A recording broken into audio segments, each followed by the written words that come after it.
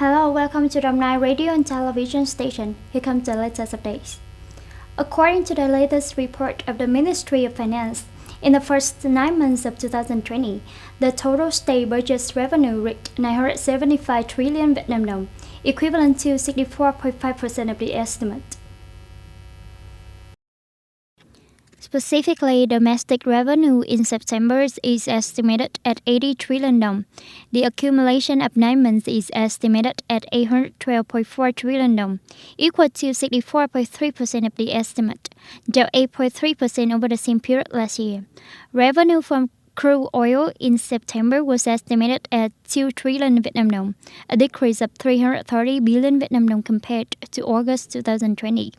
Budget balance revenue from import and export activity in September was estimated at 14.57 trillion Vietnam dong, a decrease of about 640 billion Vietnam dong. Accumulated revenue from import and export activities in 9 months was estimated at 134.55 trillion dong, equaling 64.7% of the estimate, down over 20% over the same period last year. The task of state budget revenue is extremely difficult in the context of a complicated pandemic in the world. The finance sector will continue to drastically implement solutions, striving to complete the task of budget collection at the highest level. According to the Nam Statistical Office, the Consumer Price Index (CPI) in the province in September increased by 0.24% over the previous month, in which there are 5 groups of goods and services whose price index increases, 1 group remaining the same and 5 groups decreasing compared to the previous month. The groups of goods and services with an increase in price index include group of food products up 0.26%, housing, electricity, water, fuel, and construction materials up 0.87%, education group up 4.09%. Generally, in the third quarter of 2020, the prices of consumer goods increased by 0.96% compared to the second quarter of 2020, of which some groups of goods and services having high growth rates compared to the previous quarter were traffic group, education group, cultural entertainment and tourism group, home appliances and equipment group, and food and catering services group. 2 groups with lower price indexes compared to the previous quarter were garment, hat, and footwear, and post and telecommunications. The remaining groups increased, but not by much.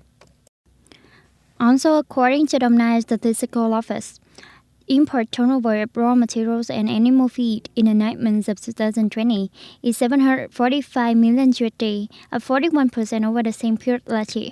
That is the import item with the highest growth rate among more than 50 main import items of Nam Nam. Enterprises in Nam Nam import a lot of raw materials to produce feed for cattle, poultry, and aquatic products. Enterprises in Nam Nam import raw materials and animal feed a lot from Thailand, the United States, and India. The Kremlin on October 6th urged all parties in the Nagorno-Karabakh conflict, including Azerbaijan and Armenia, as well as the ethnic Armenians in the mountainous region, to immediately cease fighting.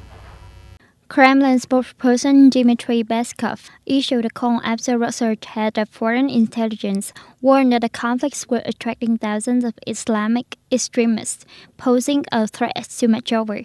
On the same day, Russian Foreign Minister Sergei Lavrov and Iranian Foreign Minister Mohammad Javad Zarif expressed concern about the possibility of Syrian and Libyan fighters joining the Nagorno-Karabakh conflict.